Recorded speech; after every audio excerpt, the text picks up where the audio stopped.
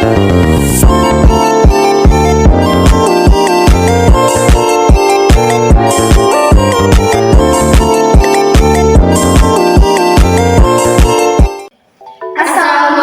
warahmatullahi wabarakatuh. Puji dan syukur kami panjatkan kehadirat Allah Subhanahu wa Ta'ala yang telah memberikan karunia-Nya sehingga kami dapat membuat video ini dengan lancar dan dalam keadaan sehat walafiat. Perkenalkan, kami dari kelompok 1 akuntansi F. Di video ini kami akan mempresentasikan mengenai salah satu materi dari mata kuliah Pendidikan Agama Islam, yaitu Manusia dan Agama.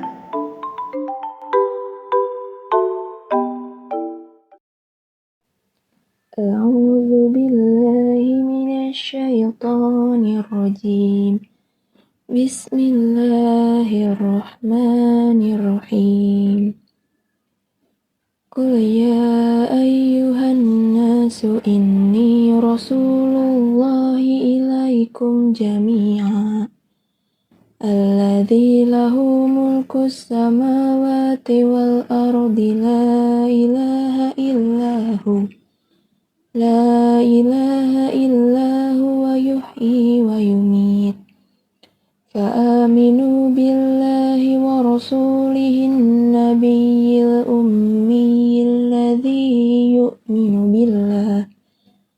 يؤمن بالله وكلماته واتبعوه لعلكم تهتدون.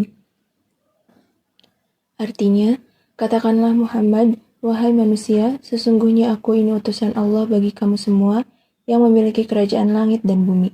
Tidak ada Tuhan yang berhak disembah selain Dia, yang menghidupkan dan mematikan, maka berimanlah kamu kepada Allah dan Rasul-Nya.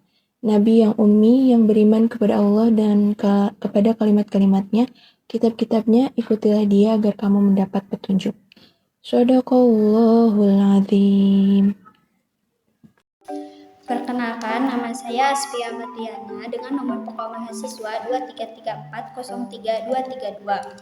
Di sini saya akan menjelaskan mengenai manusia. Yang pertama, manusia menurut filsafat. Dalam kajian ilmu filsafat, ada beberapa objek tinjauan, yaitu manusia dalam sudut pandang pembentuknya dan sudut pandang fungsi atau potensi yang eksis dalam diri manusia. Dalam pandangan unsur pembentuk, manusia bermuara pada dua komponen pokok, yaitu jasmani dan rohani. Setidaknya terdapat 4 aliran pemikiran yang berkaitan tentang masalah rohani dan jasmani. Yang pertama, aliran serbajat atau materialisme. Aliran serbajat lebih berpaham bahwa esensi manusia adalah lebih kepada zat atau materinya. Yang kedua, aliran serbaru atau idealisme. Aliran ini berpendapat bahwa segala hakikat sesuatu yang ada di dunia ini adalah ruh, juga manusia adalah ruh.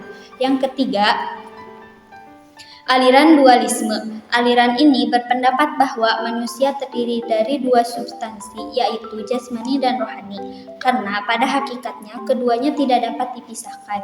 Jiwa tanpa ruh dia akan mati, ruh tanpa jiwa dia tidak dapat berbuat apa-apa. Yang keempat, aliran eksistensialisme menyebutkan bahwa hakikat manusia itu apa yang eksis, hadir dan nampak di dalam diri dan direspon oleh sekitarnya melalui proses perwujudan potensi yang dimilikinya. Para ahli pikir dan ahli filsafat memberikan predikat kepada manusia sesuai dengan kemampuan yang dapat dilakukannya di bumi ini. Yang pertama, manusia adalah Homo sapiens, makhluk yang mempunyai budi. Yang kedua, manusia adalah anima rasional, artinya binatang yang berpikir. Yang ketiga, manusia adalah homo loquens, artinya manusia yang pandai menciptakan bahasa dan menjelmakan pikiran manusia dan perasaan dalam kata-kata yang tersusun. Yang keempat, manusia adalah homo faber, makhluk yang terampil. Yang kelima, manusia adalah zoon politikon, yaitu makhluk yang pandai bekerja sama, bergaul dengan orang lain, dan mengorganisasi diri untuk memenuhi kebutuhan hidupnya. Yang selanjutnya, manusia adalah Homo economicus, artinya makhluk yang tunduk pada prinsip-prinsip ekonomi dan bersifat ekonomis. Yang terakhir, manusia adalah Homo religius, yaitu makhluk yang beragama. Perkenalkan, nama saya Dini Meglani dengan nomor pokok mahasiswa 2334031192. Di sini saya akan melanjutkan pematerian yang sebelumnya sudah dijelaskan oleh rekan saya mengenai manusia. Selanjutnya yang kedua ada manusia menurut Islam. Yang pertama, manusia sebagai hamba Allah, di mana manusia selalu terikat oleh hukum-hukum Tuhan dan selalu bergantung kepada sesamanya sebagai hamba Allah. Dan yang kedua ada manusia sebagai khalifah Allah di bumi, di mana menurut Quraisy Shihab menyimpulkan bahwa kata khalifah ini mencakup dua pengertian. Yang pertama, khalifah adalah orang yang diberi kekuasaan untuk mengelola suatu wilayah baik luas maupun terbatas. Dan yang kedua, khalifah adalah orang yang sanggup mengemban tugasnya namun juga bisa berbuat kesalahan ataupun kekeliruan. Materi selanjutnya ialah mengenai agama. Yang pertama, animisme dan dinamisme. Animisme ini ialah sebuah kepercayaan manusia terhadap makhluk dan roh halus. Penganut animisme ini mempercayai bahwa benda di bumi ini memiliki jiwa yang harus dihormati, agar makhluk dan roh halus tersebut tidak merasa terganggu, tetapi justru menjauhkan manusia dari roh-roh jahat, serta membantu dalam kehidupan manusia. Ada juga pendapat yang mengatakan bahwa jalan alam ini ditentukan bukan oleh nafsu atau perubahan pikiran secara tiba-tiba dari makhluk-makhluk yang berpribadi, tetapi oleh beroperasinya hukum-hukum abadi yang berjalan secara mekanis atau dapat juga disebut dengan dinamisme. Perkenalkan, saya Pina Agustiani dengan nomor pokok mahasiswa 2334031178 akan meneruskan materi yang sudah teman saya sampaikan sebelumnya. Materi yang saya sampaikan mengenai mitos. Mitos adalah sebuah cerita yang memberikan pedoman dan arah tertentu untuk sekelompok orang. Mitos biasanya diturunkan oleh pendahulu dan akan diteruskan lagi. Cerita atau tuturan penurunan ini akan diungkapkan dengan kata-kata, tari-tarian, atau pementasan lain seperti wayang. Mitos tidak hanya sebuah reportase akan apa yang telah terjadi saja, namun mitos memberikan semacam arah kepada kelakuan manusia dan digunakan sebagai pedoman. Selanjutnya ada alam pikiran manusia. Yang pertama yaitu mistis, yaitu saat manusia merasa terkepung oleh kekuatan gaib. Untuk yang kedua ada ontologis, yaitu saat manusia mulai mengambil jarak terhadap segala sesuatu yang mengitarinya dan berusaha memperoleh pengertian mengenai daya-daya kekuatan yang menggerakkan alam dan juga manusia. Yang terakhir yaitu fungsional, saat manusia mulai menampakkan diri sebagai manusia modern dan tidak lagi terpesona oleh alam mistis. Perkenalkan, nama saya Dini Fitria dengan nomor pokok mahasiswa 233403007. Di sini saya akan menjelaskan materi terakhir dan juga sebagai penutup dari materi presentasi kami hari ini mengenai jenis-jenis agama. Yang pertama adalah Abrahamik atau Samawi.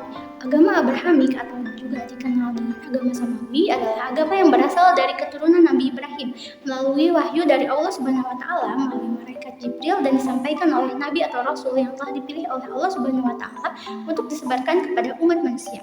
Ciri-cirinya adalah agama ini memiliki kitab suci otentik atau bertahan atau asli dari Tuhan. Yang kedua, mempunyai nabi atau rasul yang bertugas menyampaikan dan menjelaskan lebih lanjut dari wahyu yang diterimanya. Dan yang terakhir adalah kebenarannya adalah universal, yaitu berlaku bagi setiap manusia, masa, dan juga keadaan. Yang kedua adalah agama non-Abrahamik atau Ardi. Agama non-Abrahamik atau yang dikenal dengan agama Ardi adalah agama yang berkembang berdasarkan budaya, daerah, pemikiran seseorang atau yang bukan keturunan Nabi Ibrahim, kemudian diterima secara global, serta tidak memiliki kitab suci dan bukan berlandaskan wahyu. Ciri-ciri dari agama ini yang pertama adalah agama diciptakan oleh tokoh agama. Yang kedua, tidak memiliki kitab suci yang diturunkan. Yang ketiga, tidak memiliki nabi sebagai penjelas agama Ardi. Yang keempat, berasal dari daerah dan kepercayaan masyarakat. Yang kelima, ajarannya dapat berubah-ubah sesuai dengan perubahan akal pikiran penganutnya. Dan yang terakhir adalah konsep ketuhanannya yaitu dinamisme dan animisme.